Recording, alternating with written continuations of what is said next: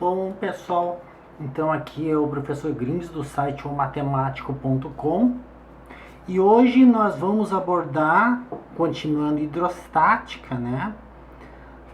O assunto chamado pressão. Pressão, o que é pressão? É um tipo de grandeza que, para a gente entender bem, a melhor forma é relacionar com coisas práticas. Eu tenho aqui o pé de uma pessoa. Durante seu dia de trabalho, ela usa esse tipo de calçado.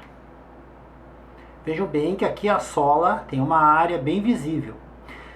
À noite, essa pessoa tem uns hábitos noturnos e ela costuma usar esse tipo de calçado. É a mesma pessoa, isso fique bem claro, pessoal. A mesma pessoa de dia usa esse calçado e à noite, para fazer suas estripulias, usa esse tipo de calçado. Bom, não questionando a validade dos hábitos da pessoa, isso não interessa. Tudo que nos interessa analisar aqui é a sola do sapato. Vejam bem que neste caso aqui, o primeiro caso, a pessoa está colocando todo o seu peso em cima de uma área bem mais avantajada do que aqui. Aqui o peso da pessoa, supondo que é a mesma pessoa, está concentrado num ponto bem menor que aqui. E aí vem o nosso conceito de pressão. A pressão que a pessoa está fazendo para essa superfície, o peso eu chamei de F aqui, e aqui também chamei de F porque é o mesmo. A área eu botei um A minúsculo aqui para representar a inferioridade e um A maiúsculo aqui para representar a superioridade. Então, a pressão que o chão está sentindo é a força, que é o peso dividido pela área. Dá um acento aqui. Área. Então veja, a força é a mesma, porque a pessoa é a mesma, só mudou o calçado. Mas todo o peso da pessoa está distribuído numa área bem maior aqui. Então quer dizer que aqui, cada unidade de área está sentindo um peso maior. Aqui, né? Cada unidade de área está sentindo um peso maior, porque todo o peso da pessoa está concentrado numa área pequena. Então a pressão é a força dividido pela área, que está a formulazinha, força dividido pela área grande, força é dada em newtons e a área é dada em metros quadrados. Então a pressão que a pessoa está fazendo no chão é newtons por metro quadrado, vai ter outras unidades que eu vou falar mais tarde, mas dá para ver claramente que aqui, ó, a força aqui, que é o peso da pessoa, está distribuído numa área bem maior. E aqui a força, que é o peso, está distribuído numa área bem menor. Tanto que esse tipo de pressão que está sendo feito aqui, devido à grande pressão, que aqui a pressão é grande, pode até deixar uma marca no chão de tão forte que é a pressão nesse ponto. Porque todo o peso da pessoa concentrado num ponto pequeno, é tão grande a pressão que pode ficar marcado no chão. Aqui, como está distribuído numa área maior, então está distribuído ao longo de toda a superfície, certamente não vai deixar marcas no chão.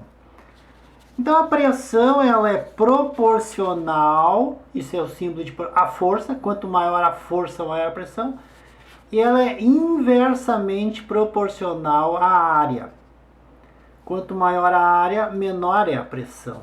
Então aqui no caso, maior a área, menor pressão. Menor a área, quanto menor a área, maior é a pressão. Quanto menor aqui embaixo, maior vai ser a pressão. Então a formulazinha, né, que a gente tirou, que a pressão é proporcional à força em cima, quanto maior a força, maior a pressão, e inversamente proporcional à área. Quanto maior a área, menor é a pressão. E pressão, a princípio, vai ser newtons por metro quadrado.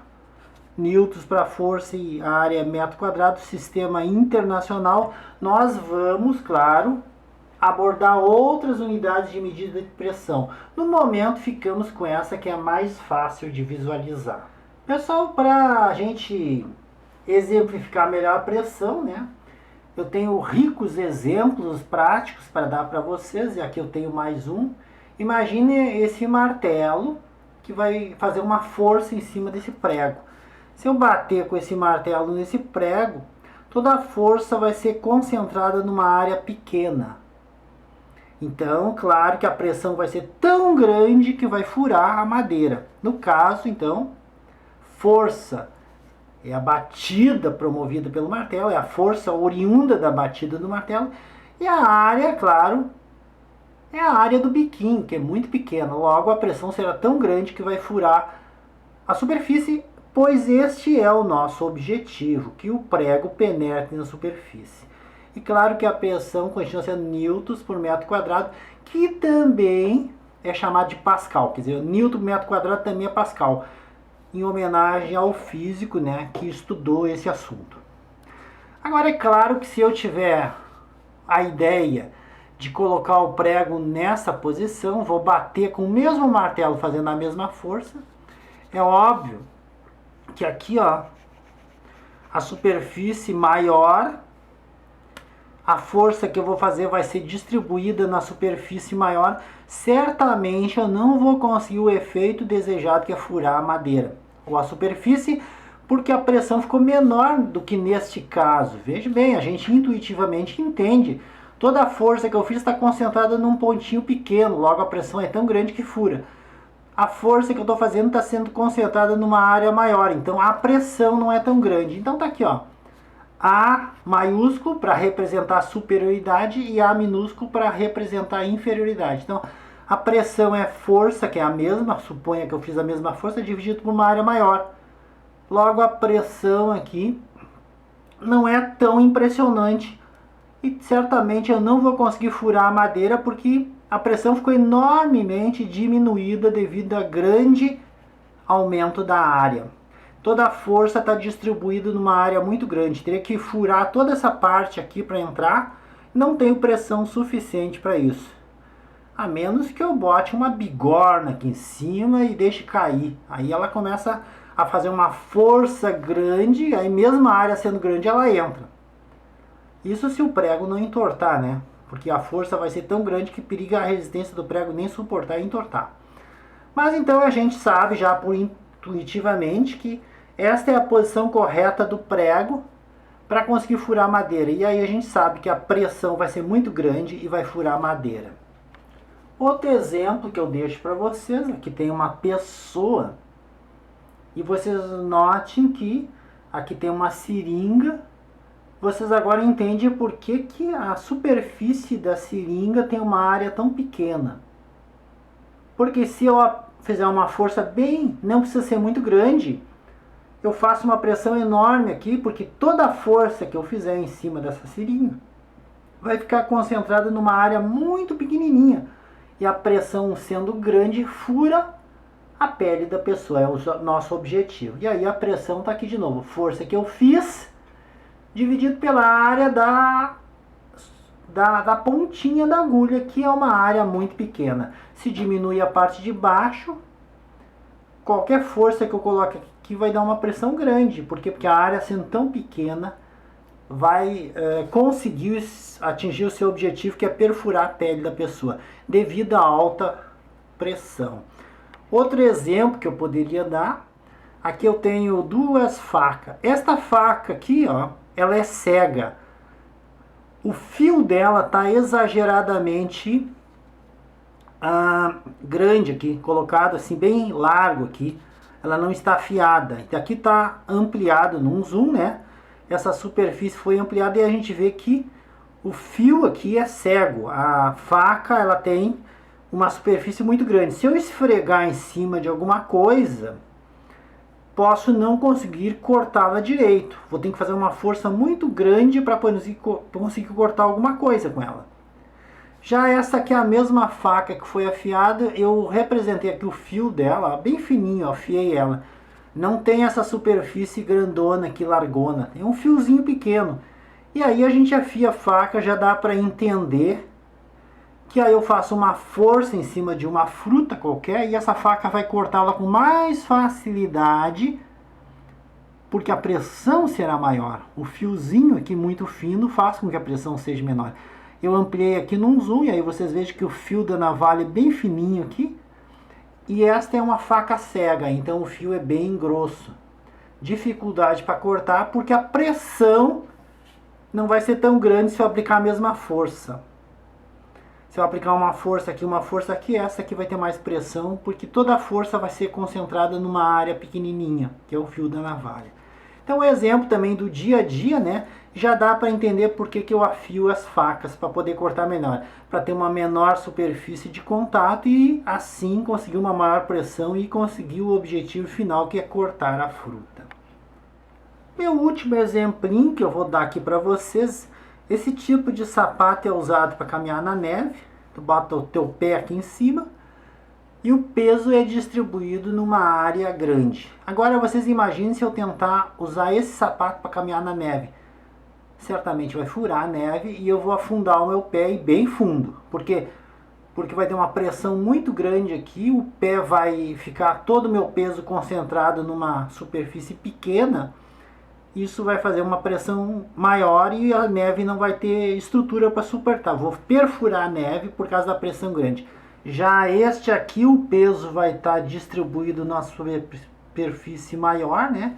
A pressão já não será tão grande. Não se esquecendo que pressão é a força, que pode ser o nosso peso, sobre a área. A área aqui é grande, já que a área é pequena, então a pressão é a mesma pessoa força dividido pela areazinha pequena. Então a pressão é grande porque eu diminuo aqui embaixo e o peso fica o mesmo. Então vocês entenderam por que esse tipo de calçado, né, é usado para caminhar na neve. Certamente o pé não afunda e a pessoa tem mais facilidade para caminhar na neve. Já esse aqui certamente vai afundar e a pessoa vai ficar parada tentando sair do buraco que ela mesma fez na neve. Eu vou apresentar agora para vocês como é que eu posso medir pressão. A pressão ela pode ser medida em atmosferas. Isso eu vou abordar mais tarde, agora eu só vou apresentar para vocês. Ela também pode ser medida em milímetros de mercúrio, Hg, 760 milímetros de Hg, é a mesma coisa que uma atmosfera. 760 milímetros é a mesma coisa que 76 centímetros de Hg. Não se preocupe que essas unidades eu vou apresentar como é que elas surgiram. Vou apresentar essa aqui do milímetros de Hg, centímetros de Hg, foi o Torricelli que criou em cima de uma experiência. Vocês agora só botem essa tabelinha no papel. Uma atmosfera é igual a 760 milímetros de Hg, que é igual a 76 centímetros de Hg, que é igual a aproximadamente, não é bem exato, tá pessoal, mas aproximadamente todo mundo usa, né? 10⁵ newtons por metro quadrado. Newtons por metro quadrado foi a que a gente estava falando agora, que também newtons por metro quadrado pode ser chamado de Pascal. Então, newtons por metro quadrado igual a Pascal. Então, coloque isso aqui numa folha de caderno, uma folha de ofício, escrevo, que é importante vocês relacionar isso aqui, para passar de uma unidade para outra. Então, isso é importante, são as unidades usadas habitualmente para medir pressão. Existem outras que eu não vou ficar abordando aqui porque não tem objetivo ficar apresentando todas que existem. Eu só estou apresentando aquelas que são usadas nos livros, nos vestibulares e nos colégios. Tá?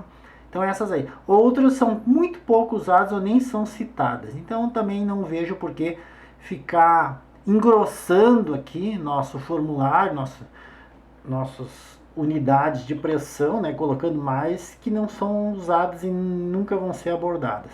Então essas são as principais e é muito importante vocês se familiarizarem com elas. Então copie elas numa folha e aqui vamos fazer agora exercícios, né, envolvendo essas unidades. Daqui para frente, então, nós vamos usar estas unidades. Então esse vídeo eu vou encerrando por aqui. E no próximo vídeo eu vou começar a fazer exercícios com o uso do assunto que foi ilustrado nesse vídeo. Então até o próximo vídeo com exercícios sobre pressão.